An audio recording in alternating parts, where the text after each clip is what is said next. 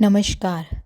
सकट चौथ की सबको खूब बधाई और प्रभु कृपा सब पर बनी रहे। अब मैं आपको एक कहानी सुनाती हूँ जो मेरी मम्मी सकट चौथ के दिन सुनाती थी। ये कहानी एक देवरानी और उसकी जेठानी की है। दो भाई थे और उनकी दोनों बीवियाँ थी, देवरानी जेठानी।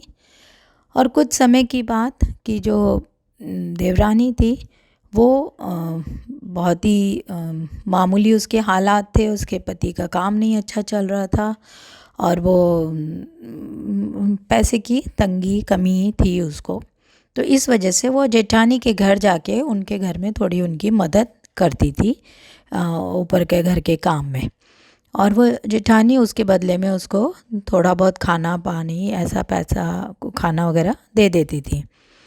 जैसे तैसे वो अपना काम चला रही थी। तो ऐसी एक बार सकट चौथ आई तो जेठानी ने उसको कहा, देखो कल आ जाना जल्दी, मेरा व्रत है और काम भी बहुत है। तो उसने कहा, हाँ व्रत तो मेरा भी है लेकिन मैं आ जाऊंगी और सब काम कर दूंगी। तो वो पहुंच गई सुबह। सकट चौथ वाले दिन उसका व्रत भी था। अब उसने सुबह वही था कि घर का जो साफ़ सफाई का काम किया जो रोज़ करती थी, वो सब करने के बाद शकरकंदी उबाला, उसको छीला और जो बथुआ था वो साफ़ किया और तिल कूटे, उनका लड्डू बनाया। तो ये सब करते करते बहुत देर हो गई उसको और वो थक भी गई।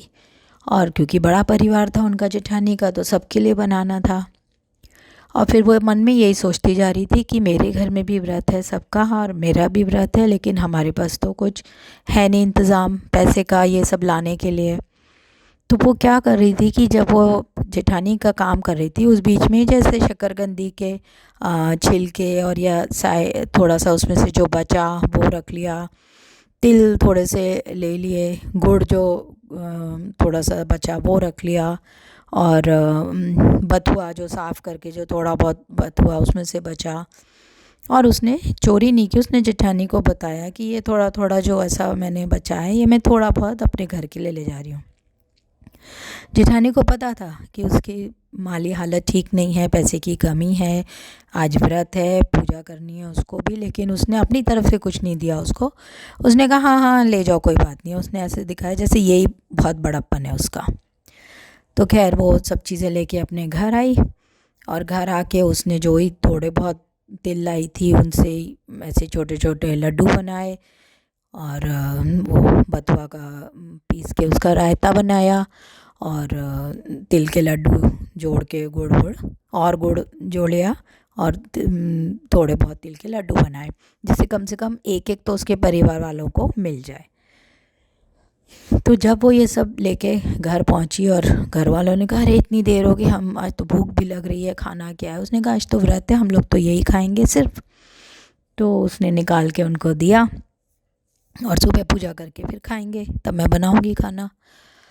तो उन्होंने कहा अच्छा ठीक है लाओ, दो जो है वही दे दो। तो उसने ये बोला कि हम बैठते हैं सब लोग साथ में हाथ पैर धो के खाने के लिए। जैसे ही वो बैठने लगे, खाने के लिए बैठे ही थे, एक कोई बहुत बुज़ुर्ग सा आदमी उनके दरवाज़े पे लाठी लेके खटखटाता हुआ आया और बोला माई माई। तो उसने कहा आओ बाबा क्या हुआ।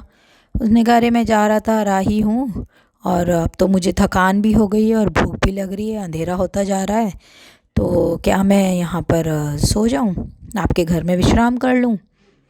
अब वो इतनी थकी थी, परेशान थी, दुखी भी थी। उसने कहा हाँ हाँ यहीं कहीं लेट जाओ। तो आके जैसे बैठा इसने, औरत ने जाके उसको पानी दिया। फिर बोला माई कुछ खाने को भी हो तो दे दो।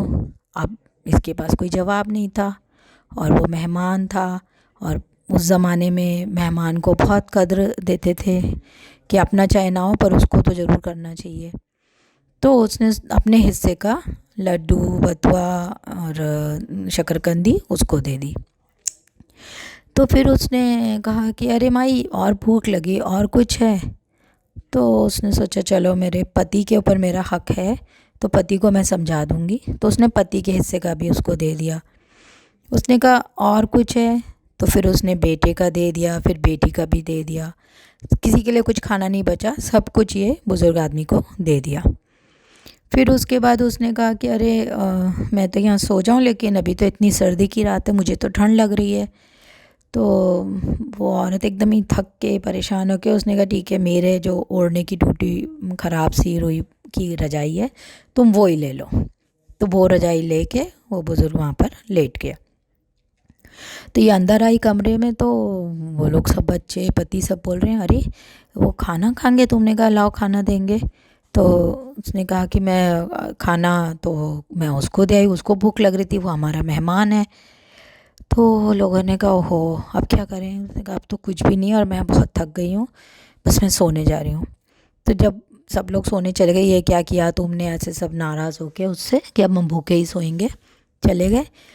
तो वो बुज़ुर्ग ने फिर आवाज़ लगाई, बोली अरे देवी मुझे एक बात और बताओ। उन्होंने कहा क्या है, अब क्या है, सो जाओ ना। तो उसने कहा नहीं नहीं, मैं तो ये पूछ रहा था कि अगर सुबह मुझे अपना पेट साफ़ करना हो तो मैं कहाँ जाऊँ। तो वो इतनी थक गई थी, परेशान थी, उसने कहा अब कहीं भी तुम कर लेना, अब सो जाओ। तो वो सो गई, थक गई थी बुरी तरह, तो वो सो गई, बाकी सब परेशान होके सब लोग सो गए। लेकिन फिर थोड़ी जल्दी, मतलब सुबह जैसे सब लोग उठते हैं उससे पहले ही वो उठ गई। एक तो ठंड लग रही थी, रजाई भी उसने अपनी दे दी थी उनको, तो ठीक से सो भी नहीं पाई। लेकिन वो उठ गई इसलिए कि पता नहीं वो कहाँ कहाँ पेट साफ़ करने के लिए गंदा कर गए होंगे। अब मैं ज़रा वो, और उसने ये भी कहा था कि मैं सुबह जल्दी निकल जाऊँगा। तो उसने कहा वो तो चला गया होगा, अब घर और गंदा कर देंगे, बदबू आएगी, मैं वो साफ़ कर दूँ, नहीं तो ये लोग फिर सब चिल्लाएंगे, फिर वहाँ जेठानी के घर भी जाना है। तो फिर उसने जल्दी उठी साफ़ करने के लिए, तो जहाँ जहाँ देख रही है चमक आ रही है उसके घर में, बहुत ऐसा लग रहा है जैसे बहुत रोशनी है। तो देखने लगी ये क्या हो रहा है। तो कमरे में पौरी में जहाँ भी वो गई, वहाँ उसने देखा कि ये हीरे मोती माणिक ये सब पड़े हुए हैं। तो उसने कहा अरे ये क्या हुआ। तब उसको लगा कि ये मैं गणेश जी की भक्ति करती हूँ, गणेश जी आए थे मेरे घर रात को और वो मेरा इम्तहान ले रहे थे और ये मुझे प्रसाद दे गए हैं। तो उसने जल्दी अपने बेटा पति सबको उठाया, जल्दी उठो, देखो गणेश आए थे, देखो गणेश आए थे। अब वो लोग वैसे ही उससे इरिटेट होके सोए थे। तो उन्होंने कहा अरे क्या है। बोले नहीं जल्दी आओ जल्दी आओ। तो फिर उसने कहा कि ठीक है, मैं गणेश आए हैं तो मतलब वो सब लोगों ने आके देखा सामान। अब तो वो रातों रात एकदम रईस हो गए, इतना धन दौलत उनके यहाँ हो गया। तो वो अपनी जेठानी के यहाँ काम करने के लिए नहीं गई। फिर जेठानी ने अपने लड़के को भेजा कि अरे सब रात से भूखे हैं, अभी सुबह खाना बनाना है, तुम आई नहीं, क्या हो गया, सब लोग बैठे हुए हैं और बोलना कि मम्मी बहुत नाराज़ हो रही हैं, जल्दी आओ। तो ये फिर गई तैयार होके वहाँ पे, और उसने कहा कि अरे मैं तो क्षमा चाहती हूँ, लेकिन अब मैं आपके यहाँ नहीं काम करूँगी, क्योंकि अब तो गणेशा ने मेरे ऊपर बहुत कृपा की है, गणेश जी की कृपा हो गई है, तो मैं अब काम करने नहीं आऊँगी, आप किसी और को रख लीजिए।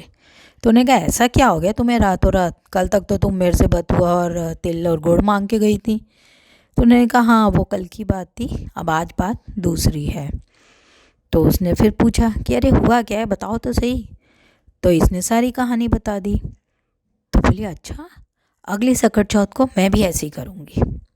तो उसके बाद खैर ये तो अपनी देवरानी जो थी वो तो बहुत अच्छे से रहने लगी, और वो जेठानी अपना उसका जैसा चल रहा था, उसने किसी और को मदद के लिए बुला लिया और काम चलने लगा। तो फिर उसने कहा कि मुझे जब सकट चौथ आई नेक्स्ट दूसरी वाली, तो उसने तैयार हो गई कि आज मेरे घर भी गणेश जी आएंगे। तो उसने क्या किया, वैसे ही हुआ, जब ये लोग अपना खाना वाना अच्छे से बना के और सब ऐसे करके बैठने लगे, तो दरवाज़े पे खटखट हुई। तो ये देखते ही समझ गई, बोली आओ बाबा अंदर आओ अंदर आओ, उनको बुला लिया। तो उन्होंने कहा कि हाँ हाँ मुझे थोड़ा पानी, बोला हाँ पानी भी लो, और आप भूखे भी होगे ना, आप खाना लो, आप खाना लो, ऐसे करके। लेकिन खाने में उसने ये सोचा कि जो देवरानी ने दिया था वो ही दिया, जो आज अपने लिए खाना बनाया था उसका बचा कुचा चीज़ें, थोड़ा सा बथुआ, थोड़ा सा वो तिल और गुड़ का लड्डू और बचा कुची चीज़ें जैसे उसको दी थी, वैसी चीज़ें सब उनको मेहमान को दे दी। और उसके बाद पहले से जाके सब रख दी उनके पास जो बचा, बस यही आपका खाना यही है ऐसे बोल के। उन्होंने कहा अच्छा बेटा, तो उन्होंने खा लिया। फिर उन्होंने कहा कि हाँ, अब मुझे ना थोड़ी सर्दी, हाँ हाँ सर्दी लग रही ना आपको, लो। और उसने एक पुरानी पुरानी सी फटी पुटी सी रजाई जो है वो उनको जाके दे दी, और ख़ुद अच्छी सी रेशम की रजाई और बहुत अच्छे से सब कपड़े सर्दी के पहन के, और ये लोग सोने गए। और उन्होंने, जो बुज़ुर्ग थे, उन्होंने ये भी देखा कि ये बहुत अच्छे से अपना खाना, बढ़िया से बड़े बड़े लड्डू और अच्छे से सब शकरकंदी को भुना हुआ और सब कुछ बहुत अच्छे से खा रहे हैं। तो उन्होंने कहा अरे ये तो बहुत मतलब अच्छी बात नहीं है, लेकिन उन्होंने कुछ कहा नहीं। और वो पूछे अच्छा बेटा एक और बताओ। बोले हाँ हाँ, आपको सुबह पेट साफ़ करना है ना, आप घर में कहीं भी कर लेना, कोई बात नहीं है, मैं उठा लूँगी सुबह, अब आप सो जाओ। तो उन्होंने कहा ठीक है भाई, राम राम, बहुत धन्यवाद तुम्हारा। ऐसे बोल के वो चले गए और ये सोने चली गई। और सुबह इसका बेटा, परिवार जो था, पति, सब लोग जल्दी जल्दी उठ गए कि भाई अब हमें भी हीरे मोती सब मिलेंगे, हमें रखने हैं जाके। तो जब ये उठ के आए, घर में बदबू आ रही है। इन्होंने कहा अरे ये क्या है, कैसी बदबू है। वहाँ जाके देखा तो जगह जगह घर में गंदा पड़ा हुआ है। तो उन्होंने कहा अरे ये क्या कर गए, ये तो ऐसा कर गए, और उसने हमें झूठ बताया था। उसने जाके उसको फिर सुनाया कि तुमने ऐसा किया था और मैंने भी वैसे ही किया, अब देखो तुम्हें तो वो ऐसे दे गए और मेरे को तो कैसा गंदा घर कर गए, मुझे तो खुद सफाई करनी पड़ी, इतना गंदा हो गया था सुबह, इतनी बदबू आ रही थी और ये सब। तो उसने कहा अरे आपने ऐसा क्यों किया, मेरे पास तो था नहीं, मैंने तो अपना जो खा रही थी वही उनको दिया, अपना जो ओढ़ रही थी वही उनको दिया, और कुछ नहीं था फिर भी मैंने उनका सत्कार किया।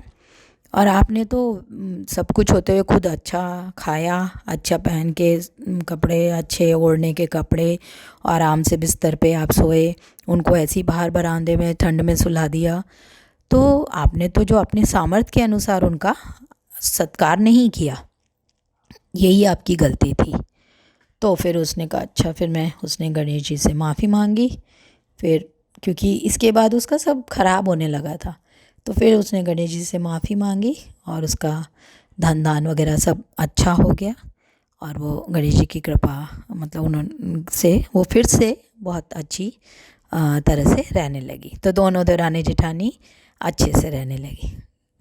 अच्छा, शुक्रिया सुनने के लिए, धन्यवाद।